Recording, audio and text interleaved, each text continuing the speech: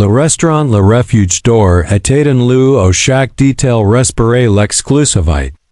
Des murs en marbre blanc immaculé, des lustres en cristal suspendus au plafond comme des cascades lumineuses. Des tableaux d'artistes européens encadrés d'or, des nappes en lin import et des couverts en argent étincelant sous la lumière tamisée. L'odeur des plats gastronomiques flottait dans l'air. C'est mêlant aux perfumes que des clients. C'était un vendredi soir, le moment le plus fréquent de la semaine. Le salon était rempli de couples élégants, de familles fortunées et de cadres en costume. Tous choquant derrière leurs verres de vin qui valaient plus que le salaire mensuel de beaucoup. Dans ces theatres de luxe calcul, chaque personne semblait occuper la place que lui dictate son compte en banque. Au du moins c'est ce qu'elle croyait. À une des tables principales. Près de la fenêtre donnant sur la rue illuminée, se trouvait Marc Villeneuve. Un homme d'affaires de 45 ans connu pour ses fortunes dans l'immobilier et son tempérament impitoyable.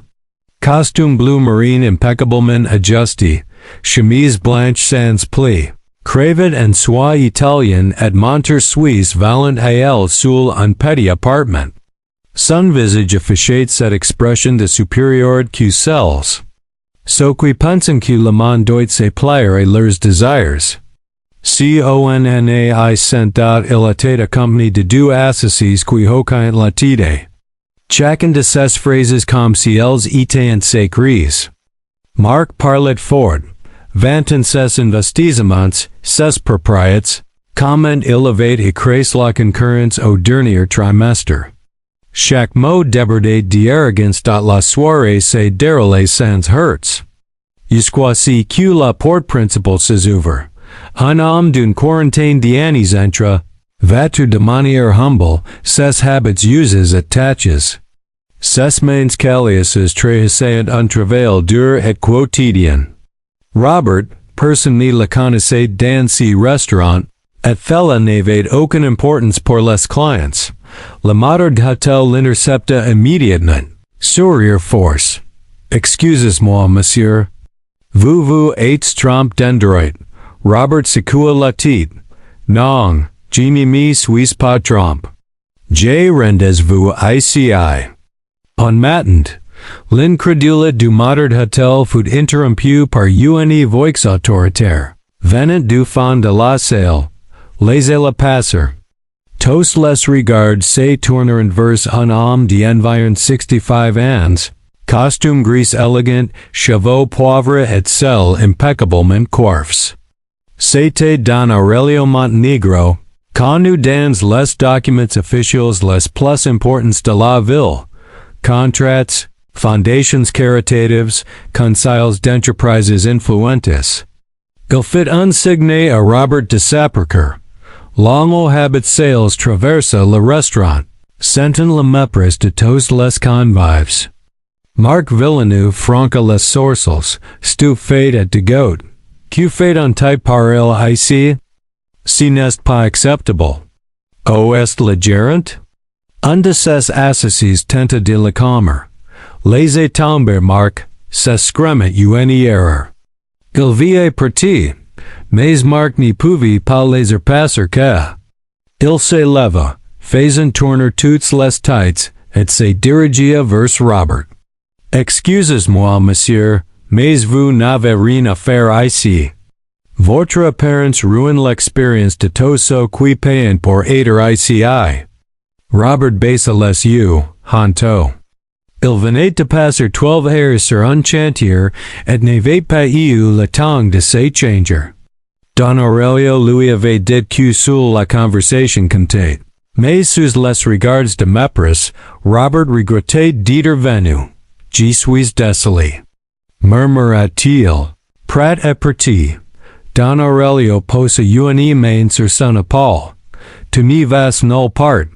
Marc éclata de rire sur de lui. Qui êtes-vous pour contredire Marc Villeneuve? J'ai conclu plus de faire ici que vous en une vie. Don Aurelio le coupa calmement. Je comprends. Et dites-moi, qu'est-ce qui vous dérange exactement chez cet homme? Mark, pointant Robert du doigt, regardez-la. Sale, malhabile. Il n'a rien à faire ici. Ce restaurant a une réputation, des standards. Don Aurelio hacha la tête l'enement. Donc votre problème. C'est son apparence, exact doubtless murmurs d'approbation des clients se firent entendre. Robert sentait les larmes monter, non pas à cause des mots, mais de l'humiliation. Monsieur, murmura-t-il, je ne voulais pas causer de problèmes. Don Aurelio se tourna vers Marc. Êtes-vous? Marc Villeneuve, arrogant, riait encore. Jusqu'où qu'Aurelio commence à raconter l'histoire de Robert. Une histoire qui allait changer tout le regard du restaurant et de Marc sur la vie. Don Aurelio se redressa légèrement. S'essuie fixant Marc Villeneuve avec une intensité tranquille mais percante. Monsieur Villeneuve. Laissez-moi vous raconter quelque chose avant que vous ne continuez à faire le ridicule. Marc franqua les sourcils. Méfiant, le ridicule? Moi? Oui, le ridicule, répondit Don Aurelio calmement. Puis il se tourna vers Robert. C'est n'est homme que vous appelez Mendiant. S'appelle Robert Medina. Marc tressaillit, mais ne comprit pas encore. Don Aurelio poursuivit. Il voyait 15 ans, j'étais au bord de la faillite. J'avais tout perdu à cause d'un investissement catastrophique. Mes assoitisants amis avaient disparu, mes associés m'avaient abandonné, et les banques m'avaient fermé toutes les portes. J'étais seul, désespéré, sans savoir comment nourrir ma famille. Le silence dans le restaurant était total. Même les claquettes des covers s'étaient arrêtées. Une nuit, sous la pluie, sans un sou pour un taxi, Robert me trouve assis sur un banc dans un parc. Il ne me connaissait pas. Il ne savait rien de moi. Il a juste vu un homme plus âgé, trempe, abattu, et il a tendu la main. Marc ne bougeait pas, face malgré lui. Il m'a donné son manteau, le seul qu'il possédait. Puis il m'a invité chez lui, dans une petite chambre qu'il partageait avec d'autres travailleurs, et m'a offert de quoi manger. Sans rien demander en retour. Le lendemain, il m'a prêté toutes ses économies pour que je puisse relancer mon entreprise. Grâce à lui, j'ai reconstruit mon empire et j'ai juré de ne jamais oublier ce geste. Un murmure parcourait le restaurant. Les clients réalisant l'ampleur de l'histoire. Marc sentait son arrogance fondre comme neige au soleil. Et aujourd'hui, dit Don Aurelio, si même Robert que vous avez jugé pour ses vêtements possède 25% de toutes mes entreprises, y compris le groupe investisseur qui détient 40% de vos propres sociétés immobilières. Le visage de Marc devint pâle. Il reconnut immédiatement le groupe dont Don Aurelio parlait. Sa voix trembla. Fella. Fella ne peut pas être vrai. Don Aurelio sortit son téléphone et montra une photo. Lui et Robert signent des documents officiels dans un bureau. Besoin de plus de preuves?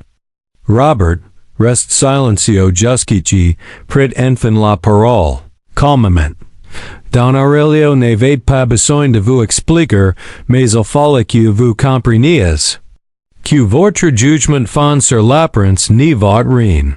Marc sentit la honte l'envahir. Chaque regard author de lui le brûlait. Si n'était plus des regards admiratifs ou respectueux, c'était des regards de disapprobation silencieuse de condamnation morale. Je m'excuse, balbutia Marc, les mains tremblantes. Robert le regarda avec dignité. Votre excuse n'est pas pour moi. Elle doit servir à changer votre façon de voir le monde. Car des milliers de personnes sont jugées chaque jour pour ce qu'elles portent ou pour ce qu'elles ont. Et la plupart n'a pas un don Aurelio pour les prodiguer. Un silence profond s'installe. Les clients étaient suspendus et chaque mot, émis et choques. Certains avaient les larmes aux yeux. D'autres les téléphones à la main, filmaient discrètement, conscients qu'ils assistaient à quelque chose de rare et puissant. Don Aurelio posa sa main sur l'épaule de Marc. Le respect n'y se vend pas. Il se donne. Et si que vous avez appris ce soir, n'y pas s'acquitter avec aucun moyen d'argent. Marc, sentit que se va venir de basculer en quelques minutes. La leçon était claire, mais la route vers la transformation n'y faisait que commencer. Demain, continua Don Aurelio, je vous attends au centre communautaire que Robert et moi finançons. Vous servirez des repas, vous écouterez des histoires. Et vous verrez ce que signifie réellement être sans attendre un retour. Marc acquiesca. Le cœur lourd mais conscient qu'il n'y pouvait plus fuir cette réalité.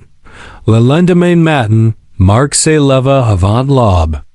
Ses yeux fatigues reflétaient une nouvelle conscience de lui-même. Pour la première fois, il n'y portait pas un costume impeccable ni ses montres suisses. Il enfila un jean usé, un simple t-shirt et des chaussures discrètes. Comme Don Aurelio l'avait demandé, voilà l'homme que je suis sans mes possessions. Pensa-t-il en regardant son reflétidad, il prit les clés de sa voiture et se dirigia vers le centre communautaire Espoir, fondé par Don Aurelio et financé par Robert. Le contraste avec le restaurant de la Vieil était saisissant. Les murs n'étaient pas en marbre, les tables n'avaient ni nappes de lin ni couverts en argent. Mais il y régnait une chaleur humaine que l'argent n'y pouvait acheter. Des hommes et femmes, joints et vieux, attendaient pour un repas chaud. Certains avaient le regard vide, d'autres un sourire discret. Mais tous portant l'empreinte de la lutte quotidienne. Don Aurelio l'attendait à l'entrée, vas-tu lui aussi sobrement. Tu es venu. Bien. Aujourd'hui tu serviras. Pas l'inverse. Marc hocha la tête, et dès qu'il enfila son tablier. Il sentit la responsabilité et l'humilité peser sur ses épaules. Les heures suivantes furent les plus difficiles de sa vie. Il servait des soupes, nettoya de grandes casseroles, essuya des tables coulantes et écouta des histoires qui lui déchiraient le cœur. Un mere célibataire qui ne savait pas nourrir ses enfants. Un vétéran de guerre vivant dans la rue depuis des années. Un jeune ayant fui la violence familiale sans un droit au dormir. Chaque visage et chaque recette frappait Marc comme un miroir de ce qu'il avait ignoré toute sa vie. Je n'avais jamais vu qu'à. Murmura-t-il pendant une pause, les mains endolorées. Robert, et ses quittes, lui sourit doucement. La plupart des gens n'y regardent pas. C'est plus simple de fermer les yeux. Mais une fois que tu vas, tu n'y peux plus hygiène ou à dot Marc se sentit transforme. Pas seulement physiquement épuisé, mais mentalement avile. La réalité des autres devenait soudain irréfutable la fin de la journée. Après avoir servi le dernier repas, Marc s'assit sur une chaise en plastique, vide mais change. Don Aurelio s'assit en face de lui. Alors, qu'est-ce que tu appris aujourd'hui? Marc prit une longue inspiration. J'ai appris que j'étais aveugle. J'ai vécu dans une boule autour tournée autour de moi, de mes réussites, de mon image. À l'extérieur, des gens luttent chaque jour pour survivre, garder leur dignité et n'y pas abandonner. Et moi, je les ignorais. Père, je les méprisais. Don Aurelio hocha la tête. Le changement ne se fait pas en une journée. Il commence par une décision. Pour les autres comme des personnes, pas comme des objets, pas comme des inférieurs. Cette décision, tu dois la prendre toi-même. Marc sentit la poids de cette vérité et répondit avec sincérité, je veux changer. Je ne sais pas comment, mais je veux essayer. Don Aurelio saurit légèrement. Les mots sont faciles. Le difficile, c'est de maintenir ces changements comme personne n'y regarde. À partir de demain, 21 fois par semaine pendant 6 mois. Pas comme punition, mais comme rappel. Marc acquiesca. Il n'y doutait pas une seconde. C'était le chemin vers une vraie transformation. Les semaines suivantes, Marc ne manqua aucune session au centre communautaire. Chaque lundi matin, il arrivait en jeans et t-shirt, prêt à servir, accoutré et à pprendre. Au début, les volontaires réguliers le regardaient avec scepticisme. Il vient durer combien de temps? Choquante l'un. Mais peu à peu, ils verront que Marc ne jouait pas la comédie. Il écoutait les histoires des jeunes avec attention et respect, posait des questions, et partageait même ses propres erreurs avec humilité. Un jour, il servait la soupe à une mère épuisée. Merci, murmura Vieil. Marc le regarda dans les yeux et répondit sincèrement, non merci à vous. Vous êtes incroyable de continuer chaque jour malgré tout. Robert, qui observait depuis l'autre bout de la salle, sourit. La transformation ce n'est pas seulement changer soi-même. C'est aussi inspirer les autres. Marc commença à appliquer ces leçons dans ses sociétés immobilières. Il institua des politiques de respect et d'écoute au sein de ses équipes. Augmenta les salaires des postes les plus bas. Créa un programme de responsabilité sociale pour investir dans des initiatives locales. Supprima les réunions où l'humiliation et l'arrogance régnaient, encourageant plutôt la change et la collaboration. Ces anciens associés étaient stupéfaits. Qu'est-ce qui t'arrive? Demanda l'un lors d'un déjeuner. J'ai rencontré un miroir. Répondit Marc, le regard grave. Et qu'est-vous? Que l'homme que j'étais ne me plaisait pas. Alors j'ai décidé de changer. Chaque visite au centre communautaire apportait de nouvelles leçons. Comprendre la dignité dans la pauvreté. Respecter chaque personne, indépendamment de son apparence ou de son statut social. Savoir que la véritable richesse réside dans les actions. Pas dans les comptes bancaires. Marc et Robert deviendront de vrais partenaires, combinant leur expérience du terrain et leur vision pour le bien social. Don Aurelio, bien quage. Continuez à les guider. Vous êtes la preuve que l'arrogance peut devenir compassion si on en a le courage. On en après la fameuse nuit au restaurant, Don Aurelio organisa une célébration au centre communautaire. Pour le 10e anniversaire de l'établissement, les tables en plastique étaient décorées de fleurs. Les bénévoles préparaient un repas spécial. Don Aurelio prit la parole. Aujourd'hui, je veux reconnaître quelqu'un qui est arrivé ici arrogant et perdu. Et qui est devenu l'un de nos collaborateurs les plus dévots. Il point à Marc. L'émotion dans la salle était palpable. Marc, les yeux imbus de larmes, murmura, merci. D'avoir cru en moi quand je n'y croyais pas en moi-même. Le programme Miroir fut lancé officiellement. Chaque dirigeant et entrepreneur qui le voulait passait une journée entière à servir et accourir au centre communautaire.